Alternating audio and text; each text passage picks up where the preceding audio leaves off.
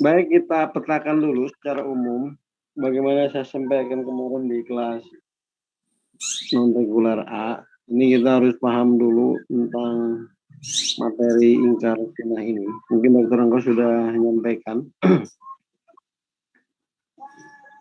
bahwa kalau ada pro sunnah, tentu ada yang anti sunnah.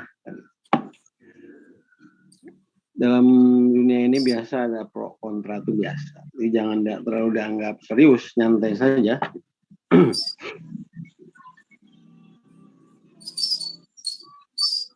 Nah, secara umum di dunia Islam termasuk di Indonesia itu pernah terjadi viral fenomena fakta ingkar sunnah ini, sehingga menarik untuk dikaji dalam matkul ilmu hadis.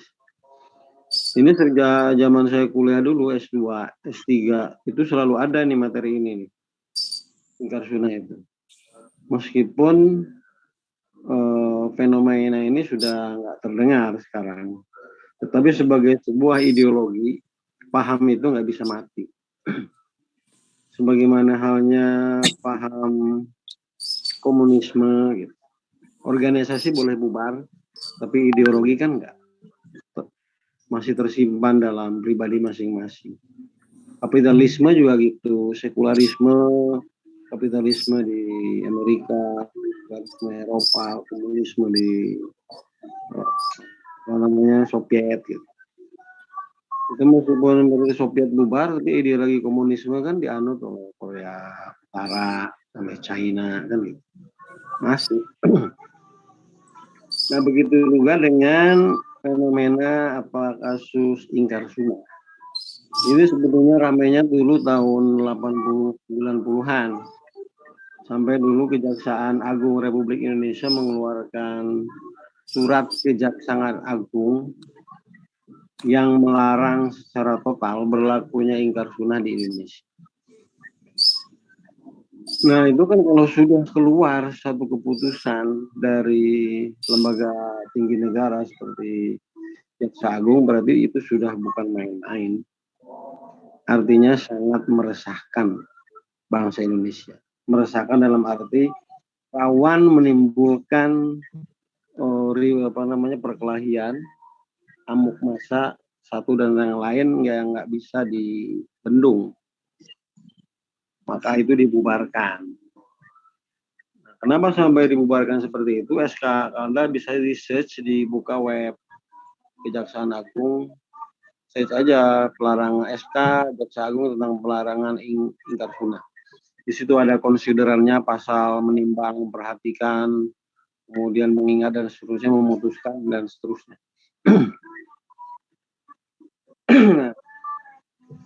Nah, dalam keputusan Jaksa Agung itu tidak terlepas jauh dari fenomena yang terjadi, pengaruh dari dunia internasional. Baik itu yang terjadi di Malaysia, di Irak, di Mesir, itu juga paham-pahamnya mengalir ke Indonesia, entah dibawa oleh orang yang pernah tinggal di sana, ataupun ada pesan sponsor tersendiri. Mungkin antum kemarin-kemarin sudah pernah bahas bagaimana akar masalah munculnya ingkar sunnah itu, sejak kapan, mulai kapan, oleh siapa, dan seterusnya.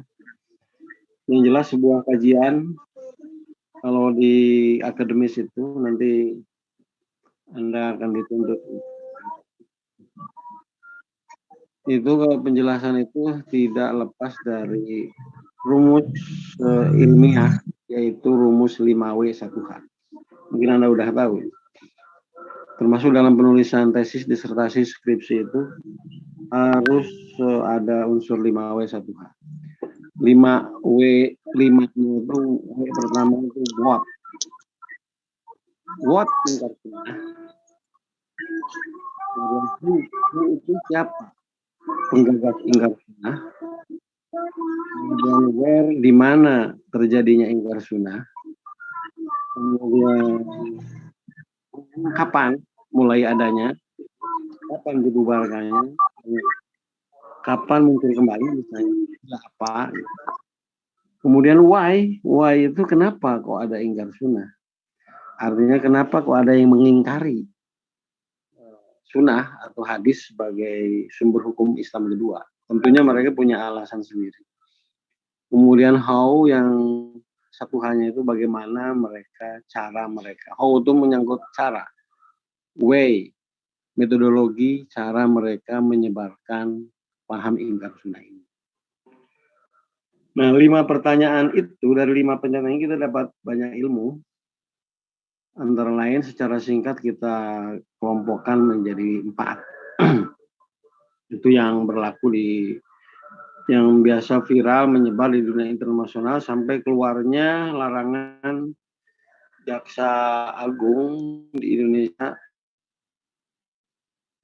penyebaran ingkar sunnah di Indonesia, termasuk tokoh-tokohnya. Nah, ini sebagai antisipasi buat Anda sebagai mahasiswa prodi hadis, sebagai penjaga hadis, penjaga sunnah, agar tahu bahwa orang-orang kayak gini, paham gini ini pernah muncul. Yang pertama, ada 3 bentuk atau kelompok ingkar sunnah di dunia, termasuk di Indonesia, termasuk Imam Syafi'i dalam kitab Al-Um juga mengklasifikasikan seperti ini. Kalau Imam Syafi'i itu sampai 3. Kemudian sampai ke Indonesia MUI, fatwa MUI, kemudian Jaksa Agung mengelompokkan sampai 4. Yang pertama adalah ingkar sunnah mutlak.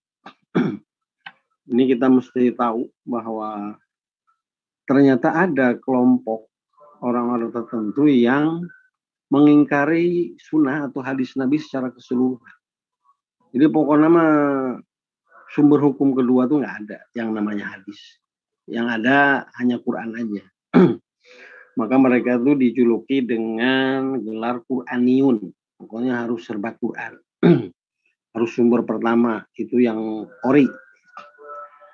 Sementara hadis itu dianggap KW, tidak ori.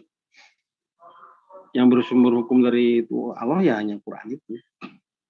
Kalau Nabi itu dianggapnya menafsirkan, menginterpretasi sendiri dengan alasan argumen macam-macam.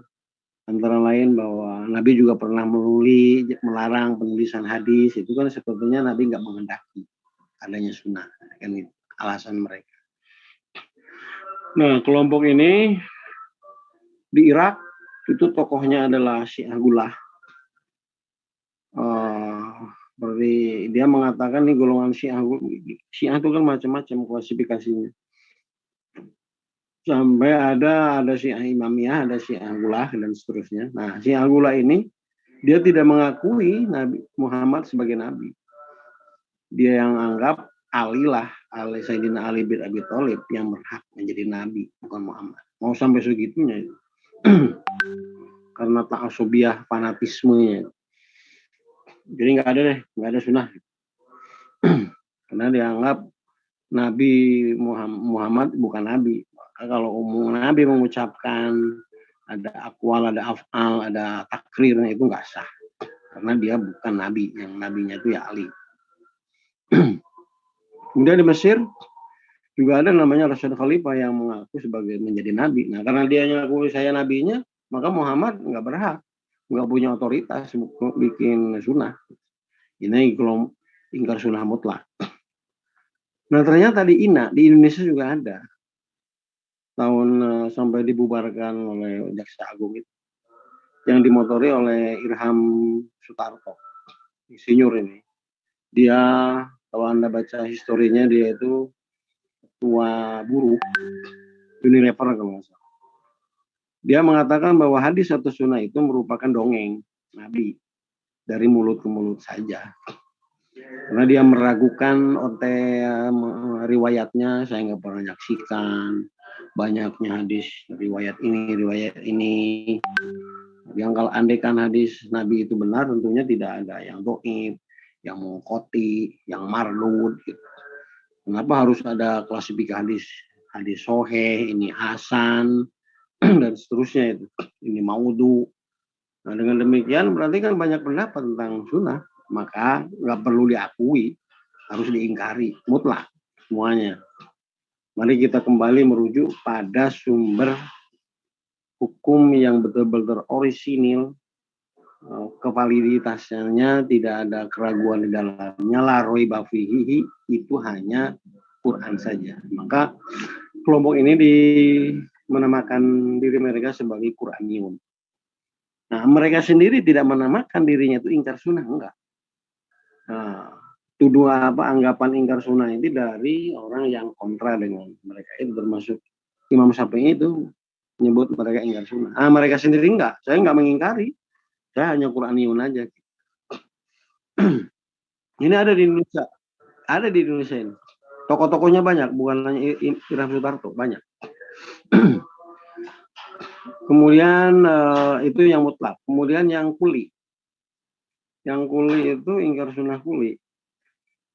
Itu dia mengakui adanya sunnah atau hadis Nabi, ngakui dia. Ya memang ada. Hanya yang dia tolak itu bukan hadisnya, bukan eksistensi keberadaan hadis Nabi itu tidak ada. Dia mengakui ada. Hanya dia menolak kehujahan sistem periwayatannya. Jadi baik mutawatir maupun ahad. Itu periwayatannya nggak diakui. Kalau isinya diakui. Bahwa ada hadis Nabi isinya misalnya Innamal a'mal binniyat. Oh, orang itu kumaha niat. Nah, isinya diakui. Cuma riwayat ABC ini riwayat Bukhari, Muslim, Ibnu Majah, Nasai dia nggak akui. Siapa Ibnu Majah? Siapa itu Bukhari? Siapa itu Nasai? Dia nggak akui. Saya nggak tahu kredibilitasnya. Saya nggak perlu gitu. Jadi perlu diragukan. Dia meragukan perawinya. Kalau isinya diakui. Ada Muhammad sebagai Nabi, iya. Muhammad punya hadis, iya, diakui. Tetapi jadi hadis, isi konten hadis yes, tapi perawinya no. Kalau yang ingkar sunnah mutlak tadi, baik isi maupun nabinya no. Kalau ingkar sunnah kuli itu isinya isi hadis nabinya yes, but perawinya no. Jadi nggak ada istilah rawahu Bukhari Muslim, dia nggak akui. Nah, sehingga yang ingkar sunnah kuli ini dia tidak mengakui adanya kitab Kutubut Tis'ah, Kutubut Sittah itu nggak akui. Ini kitab Bukhari, Sahih Muslim dia nggak akui. Karena bagaimana mau mengakui kitabnya, perawinya nggak diakui. Dia dianggapnya ngarang, ngedongeng. Pencitraan membahasa ya, nah. Pencitraan doang gitu. Nah, sehingga dia hanya mengakui isi hadisnya saja. Terus dibantah. Oh, kalau isinya nggak ada yang meriwayatkan siapa? Makanya dia mencari, meragukan. Jangan-jangan bukan Bukhari, jangan-jangan bukan Muslim. Gitu. Nah, jangan-jangan ada yang lain selain Bukhari dan Muslim gitu kata mereka. Karena dia berpendapat bahwa ya biasa kan yang namanya sejarah itu ditulis oleh penguasa. Nah, gitu. Jangan-jangan ada orang yang lebih hebat dari Bukhari, dari Muslim, dari Nasai, Ibnu Majah, yang sebetulnya dia sesungguhnya yang meriwayatkannya, tapi karena saat itu penguasanya dekat dengan Bukhari, dengan Muslim, sehingga nggak ditulis. Gitu. Jangan-jangan kata dia kan. Nah, tapi ini kritikan mereka itu bagus ya. Dari sisi kajian akademis bagus. Maka kita sebagai ilmuwan, sebagai akademisi jangan dulu marah. Maka bahas ini jangan di kampung, jangan di majelis taklim, bahaya. Kalau belum paham ibu-ibu itu pakai emosional, bahaya. Nah, ini kajiannya di S2, di S1 juga ada, kayaknya dikit aja. Karena ini kajian akademis itu bila ada tesa, pasti ada antitesanya. Bila ada yang setuju, pasti ada yang tidak, kan gitu. Dan yang tidak setuju itu, yang mengkritik itu dalam kajian ilmiah itu bagus. Bagusnya apa? Untuk menguji kebenaran yang setuju. Contoh tuh, dalam dunia IT, Dari setiap perusahaan itu punya password, punya safety sendiri, punya security keamanan webnya sendiri. Nah, untuk menjaga misalnya bank, perbankan itu, kita suka pakai e-banking gitu kan, pakai HP, transfer, terima gitu kan. Nah, kita bertanya, amankah bank yang saya pakai, tidakkah akan dibajak oleh seseorang gitu. Nah, itu bank itu sebelum meluncurkan kita e-bankingnya yang kita download itu, dia setiap sistem perbankan itu dia pasti meminta hacker, itu pasti meminta hacker untuk membobol sistem keamanan bank dia, itu pasti. Maka kenapa hacker di web itu, di internet itu aman-aman aja, justru itu dipelihara untuk dia mempelajari sistem mendalam, dimanfaatkan oleh perusahaan tertentu untuk menguji keamanan sistem perbankan. Coba tolong deh hack bank saya gitu. Kalau dia masih bisa, berarti belum aman, perbaiki lagi. Gitu. Perbaiki lagi. Ya, kalau udah safety, nggak bisa dibuka, nggak bisa open, tetapi lock, makful, betul-betul makful, nggak maptuh, nggak aman. Nah, bagi kajian akademis, adanya ingkar sunnah, itu sebetulnya kita anggap santai. Ini justru bagus untuk menguji keabsahan orang kita yang pro sunnah, yang meyakini sunnah. Coba, seperti tadi itu, omongan kelompok ingkar sunnah kuli. Kan nggak pernah kita kepikiran bahwa Imam Bukhari itu diragukan. Kita mah sami'na wa ata'na aja, bener gitu.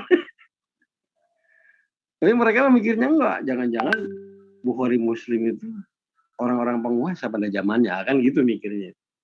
Jangan-jangan ada penulis lain, perawi yang lain yang lebih hebat dari dia, tapi nggak tertulis. Itu contoh. Itu ya yang kuli. Nah, dua kelompok ini sempat ada di Indonesia yang tokohnya tadi. Nah, ini tokohnya Ahmad Subhi, Mansur, dan Taufik Siddiqi ini di Indonesia. Termasuk orang-orang yang saat itu dilarang oleh Jaksa Agung. Ini orangnya. Itu tertulis tuh di Anda buka web Jaksa Agung. Kemudian yang ketiga, ini ingkar sunnah shibhu kuli. Jadi agak-agak mirip kuli gitu. Mirip kuli, tapi bukan kuli. Nah, bedanya apa sih? Ini mah hanya menentang hadis ahad saja. Yang mutawatir dia terima. Jadi dia hanya menerima hadis valid. Valid itu mutawatir. Yang doib, yang ahad itu ditolak. Nah, kalau di kita kan yang penting isinya bagus, terima aja meskipun ahad atau doib. Kalau dia enggak, itu kalau enggak mutawatir enggak mau. Nah, berarti yang kelompok Shibhul Kuli ini dia menerima hadis yang Shibhul Kuli mutawatir saja. Tapi yang sunnah, ingkar sunnah kuli, dia enggak nerima seluruh kualitas hadis. Mau mutawatir, mau enggak terima, provernya ditolak. Dia hanya nerima isinya aja. Gitu ya. Nah, ini di Indonesia, ini di Mesir nih, namanya Mahmud Abu Roya, Mesir antum pernah dengar, menyatakan bahwa hadis ahad hanya memberikan faedah zon, spekulatif, yang tercela dan tidak ada manfaatnya. Adalah di Malaysia ini Kasim Ahmad, ini masyhur nih, waktu pelarangan Jaksa Agung itu masyhur. Saya masih menyaksikan itu. Yang tidak sesuai dengan Quran. Pokoknya kalau yang mukhtalif bil Quran,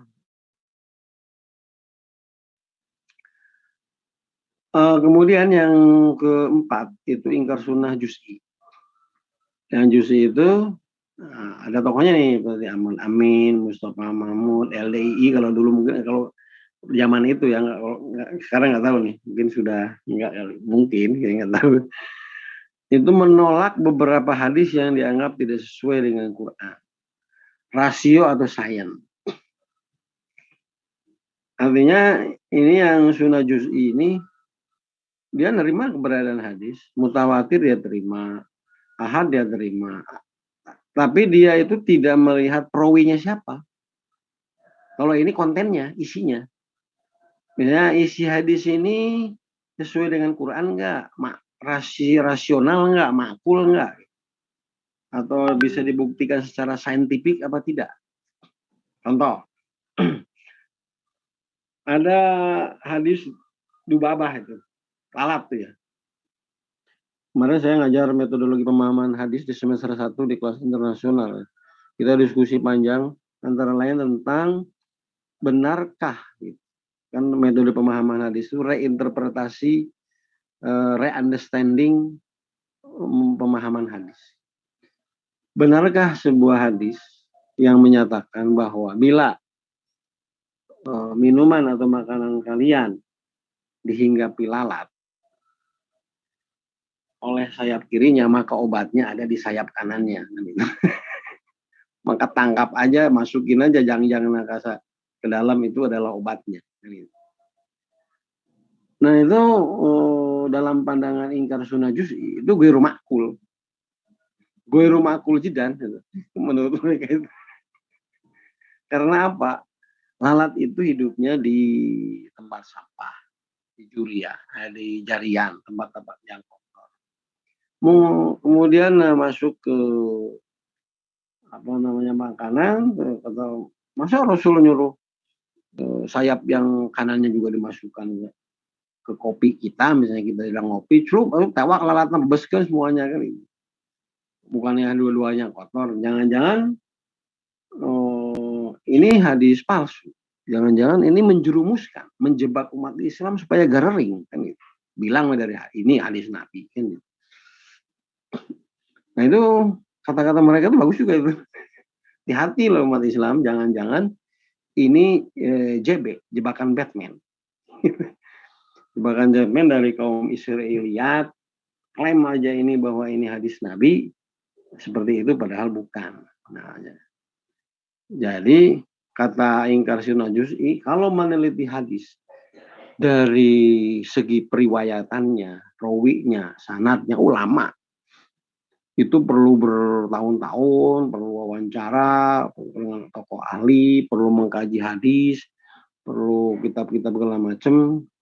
Kalau kaum juz'i itu nggak perlu itu semua. Yang dia perlukan adalah rasionya, pakai rasio atau sains. Misalnya, untuk menguji apakah benar sayap lalat yang sebelah kanannya itu obat bagi sebelah kirinya, gitu. Dia bawa aja ke lab, ke laboratorium rumah sakit kesehatan itu, atau tanya dia ke ahli apa namanya dokter hewan. Dia pergi ke dokter hewannya, dokter benarkah kan gitu. Nah serba gitu tuh. Maka ini bagus itu. Maka di UIN sekarang ada kebijakan yang sudah lama sebetulnya, ada 5 tahun yang lalu itu, adanya kajian nulis tesis, makalah, tesis, sampai disertasi itu disarankan berbasis integrasi ilmu. Artinya gini, jangan parsial, tidak dikotomis. Jadi kalau Anda di studi hadis, itu jangan nulis tesis, jangan hanya pendekatan hadis, tapi kaitkan dengan disiplin ilmu lain. Contoh kemarin saya 2 bulan kemarin tuh uji tesis di ilmu hadis S2 itu. Judulnya itu bagus itu. Judulnya itu apa namanya? Psikologi gembala kambing dalam hadis Nabi. Dia meneliti aspek psikologi kenapa para nabi itu ngangon domah. Dia tahrij dulu gitu. Dia melakukan tahrij dulu tentang hadis gembala kambing. Dari segi sanadnya, rawinya, matanya, terus ini berapa versi menurut kitab Kutubus Sittah gini. Nah, terus itu satu. Kemudian yang kedua dia memakai pendekatan psikologi. Menurut dokter hewan, psikologi kambing itu apa sih lebihnya? Sehingga kata Nabi tidak ada para nabi kecuali menggembala kambing kan gitu. Kenapa nggak kerbau? Kenapa ke sapi? Kenapa tengangon ayam, tengangon meri kan gitu? Itu menarik gitu. Nah, sehingga dia menemukan bahwa secara pantas Nabi itu memilih kambing karena ABC ya, antara lain karena kambing itu punya suara. Suara itu kambing itu beda-beda, ketika lapar beda, ketika sedih beda, ketika gembira beda, ngembeknya itu beda. Jadi Nabi itu menghafal suara kambing itu saat lapar gimana, saat senang gimana, saat sakit gimana, saat kedinginan gimana, saat kepanasan gimana. Dari suaranya nggak usah tanya. Ternyata itu menjadi modal dasar buat para nabi untuk memahami rakyatnya. Memahami umatnya. Jadi nggak hanya ini kenapa Nabi sangat paham terhadap umatnya. Dia bisa memahami umatnya sebelum umatnya bertanya. Karena dia pakai itu. Jadi kembaikan kambing itu itu beda itu pesannya beda. Nah ternyata itu satu. Kemudian yang kedua, bagaimana Nabi memanage, mengatur gembala kambing puluhan sampai ratusan itu dari hari ke hari, bagaimana keluar dari kandangnya, bagaimana masuknya, bagaimana memanage makannya, bagaimana mengomandonya gitu. Nah, itu digunakan Nabi saat kecil sebagai training untuk memanage umatnya. Maka saya tanya waktu itu, siapalah mahasiswi itu satu yang beranikah Anda untuk merekomendasikan agar pelatihan kepemimpinan kalau pengen jadi pemimpin harus ngangon domah lah. Oh belum berani Pak, belum berani, belum yakin. Dia bilang revisi, tesisnya revisi ya, sampai sekarang belum datang ya, pada udah 2 bulan lebih. Nah itu kajian yang menarik dan mengintegrasikan, gitu ya, kajian ilmu hadis dengan disiplin ilmu yang lain. Sehingga gitu, kalau Anda nih bikin tesis atau bikin makalah di jurnal hanya lurus-lurus saja bab hadis itu kurang menarik. Artinya karena gini, masyarakat tuh menganggapnya studi hadis itu hese. Gitu-gitu aja. Menjenuhkan. Maka caranya diintegrasikan dengan disiplin ilmu lain. Nah, integrasi dengan disiplin ilmu lain itu antara lain untuk membuktikan ini ingkar sunnah ini. Nah, besar gitu. Ternyata setelah ditelusuri sana sini ada juga unsur politisnya. Nah itu. Jadi ada man behind the gun. Ada orang di balik layarnya, entah di Indonesia sendiri maupun di luar. Yang jelas bisa mencontoh pada kasus kapan munculnya ingkar sunnah itu saat revolusi industri. Apa namanya gede-gedenya. Selain pada zaman Nabi, setelah Nabi wafat ya riak-riaknya ada. Tapi saat revolusi industri itu besar-besaran ingkar sunnah. Karena apa? Karena penjajah revolusi industri itu menghendaki negara-negara besar itu untuk menguasai daerah-daerah berkembang jajahan, termasuk di Indonesia. Nah, kajian mereka termasuk Snokrogronya yang di training oleh pemerintah Belanda untuk Mekah, ngaji Quran, ngaji hadis, mempelajari itu, ternyata dia menemukan bahwa orang Indonesia itu sulit dikalahkan secara fisik. Harus dilawannya secara psikis. Nah, itu. Dia menemukan, ternyata yang membuat bangsa Indonesia itu semangat terus berjuang, jihad fisabilillah, hubul waton minal iman. Itu hadisnya, ada hadisnya gitu. Ada hadisnya ternyata gitu. Maka udah kita bikin project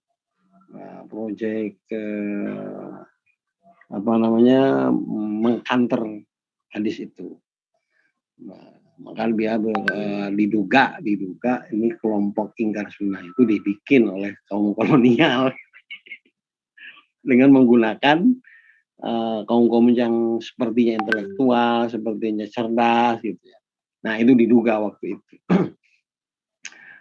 Nah, seperti contoh nih, bab sholat. 5 waktu dianggap membahayakan pada zaman kolonial. Karena dengan sholat 5 waktu, apalagi berjamaah, itu kan umat berkumpul. Subuh ngumpul, asar kumpul, ngarobrol, segala macam. Nah, gimana caranya supaya orang nggak kumpul? Kan gitu. Sebab ini sudah terlalu mendarah daging di umat Islam bangsa Indonesia bahwa jamaah sholat 5 waktu itu wajib, bikin masjid dan mesti berjamaah. Dan pada waktu itu masjid digunakan bukan hanya untuk soal ritual ibadah, tapi juga untuk kumpul-kumpul perjuangan. Gimana caranya? Ya udah, babat aja kita sunahna, seret. Kembali ke Quran. Di Quran nggak ada sholat 5 waktu. Nah, gitu. Akhirnya sholat di dzikri paling yang 3 waktu itu ya. Dengan 3 waktu itu berkurang. jadi berkurang diskon 5 ke 3. Nah, itu kepentingan politisnya. Maka entah di silabus yang saya di kelas NRAA itu, maka itu kurikulum yang saya buat dengan Dr. Ngos itu kurikulum integrasi. Tapi kalau Anda sudah menyepakati yang kemarin, ya gimana lagi gitu. Karena yang saya share tadi ke Jujun itu kurikulumnya antara lain kurikulum integrasi kajian sunnah dari berbagai pendekatan disiplin ilmu. Seperti itu ada sosiologi ingkar sunnah, kemudian psikologi ingkar sunnah, antropologi ingkar sunnah. Kenapa itu perlu didekati dengan pendekatan ilmu lain? Karena bisa jadi ingkar sunnah itu ada faktor sosiologinya, artinya didorong oleh kepentingan sosial. Sosial yang dimaksud bisa kapitalisme, pahamnya bisa sekularisme, bisa kolonialisme, bisa komunisme, bisa juga itu sosial politik. Bisa juga karena faktor psikologi misalnya kekecewaan pribadi itu sendiri, misalnya Kasim Ahmad sendiri terhadap apa, kan gitu. Misalnya melihat orang ahli sunnah ngomong sunnah tapi nggak nyunah, kan gitu. Dia pernah cerita, saya nggak, ini orang-orang yang ahli hadis, orang-orang yang paham hadis, ngajar hadis, tapi nggak sesuai perilaku dengan Nabi lah, kecewa secara psikologis. Maka dia tentang itu. Udah nggak usah sunah-sunahan, Quraniun aja, kan gitu. Itu psikologi. Maka dengan demikian, apakah pertanyaan berikutnya masih adakah ini? Nah, ini di lapangan. Ini nggak tahu kemarin Dokter Engkos ngasih tugas ke Anda apa. Kalau saya ngasih tugas ke kelas A itu bikin video wawancara interview langsung dengan orang atau kelompok di sekitar Anda atau dimanapun yang diduga mengingkari sunnah, kan gitu. Dalam 5 tahap itu. Nah, kita perlu tahu apa alasan mereka. Sekaligus untuk tester untuk menguji kita yang selama ini benar nggak pemahaman kita sunnah, kan itu kan perlu otokritik dari orang lain gitu. Begitu kira-kira Ustadz Jujun. Pak Ustadz Ramlan. Siap, Ustadz. Jazakallahu khairan. Waktunya sampai jam berapa?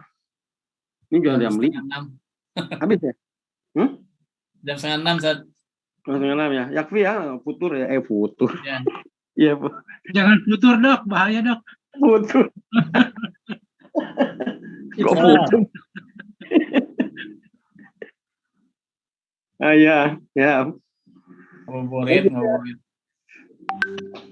Ini Bongana tadi itu datang badalan, minggu depan jangan absen lagi ya. Ya, Ustadz, sudah di warning tadi. Udah di warning, ini nggak ada Ya, hari ini sudah dimaafkan, tapi minggu depan tiada maaf bagimu. Iya.